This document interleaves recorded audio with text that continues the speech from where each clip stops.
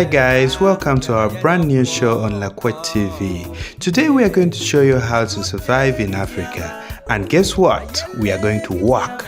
And in this show, we show you how you can survive in Africa. And guess what? We are going to mix with the locals, and that means we have to speak what they understand best. As you can see, this valley that has water now. In the early 90s, it was actually a hill of rock that because of this quarry work, it has now gone down into a stream. Guys, this is a very risky job. So many people, by the way, have already lost their lives around here. This soil here now becomes loose, and then in the process of trying to extract the stones from down there, can easily fall on you.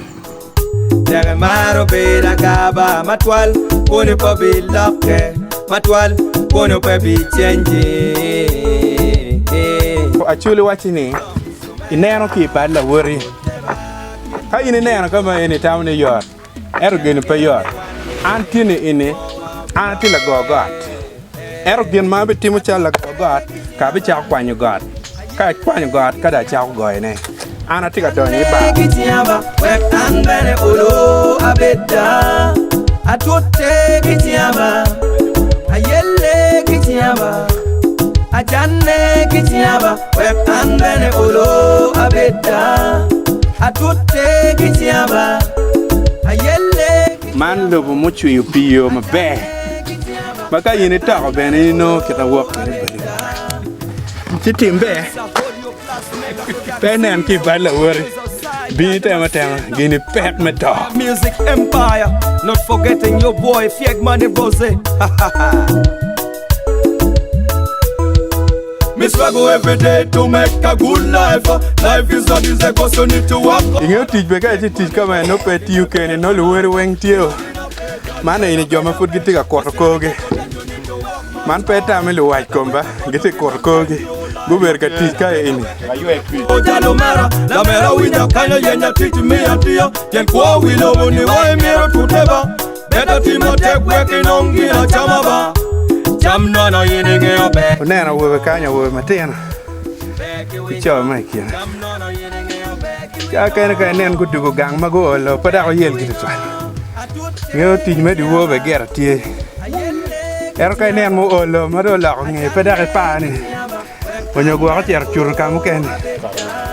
Cakenyo, come with you, baby. Again, pay you. I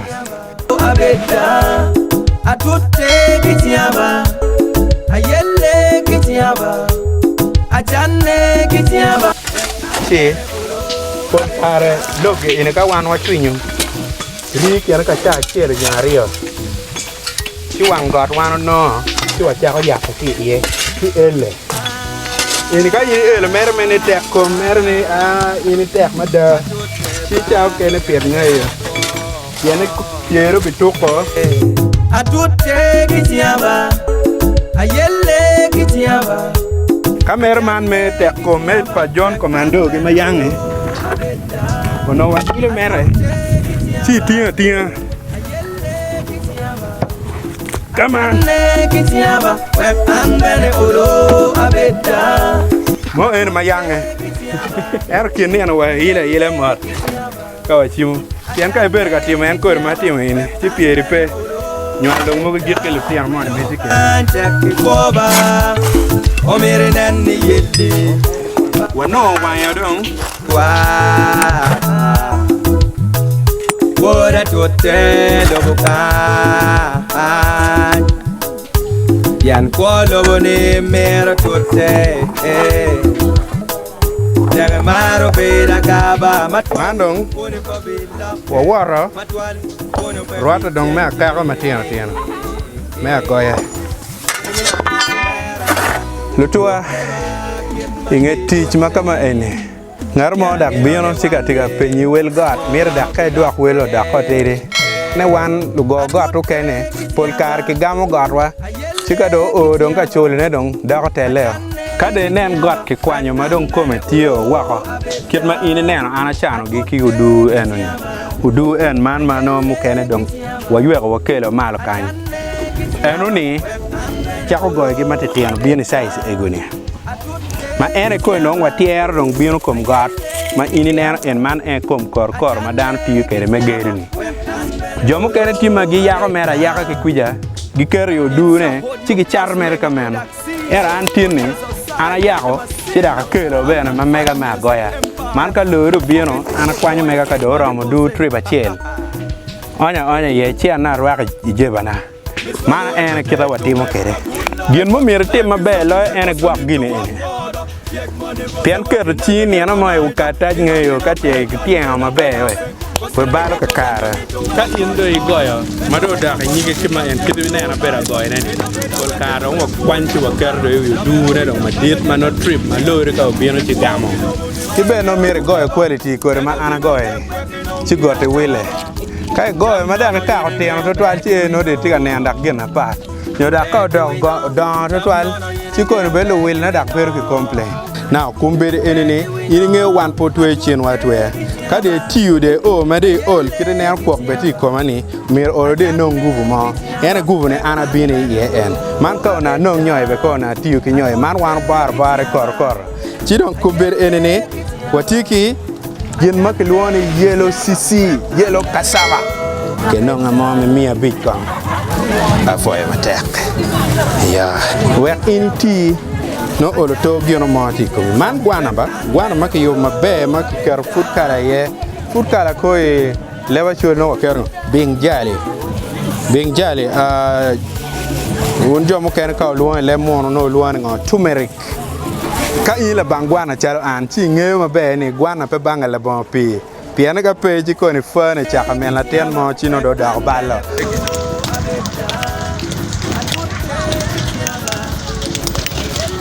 Mapawacha. Oh yeah. Ya be achara ma. Ntaka o ka. Ka be ken.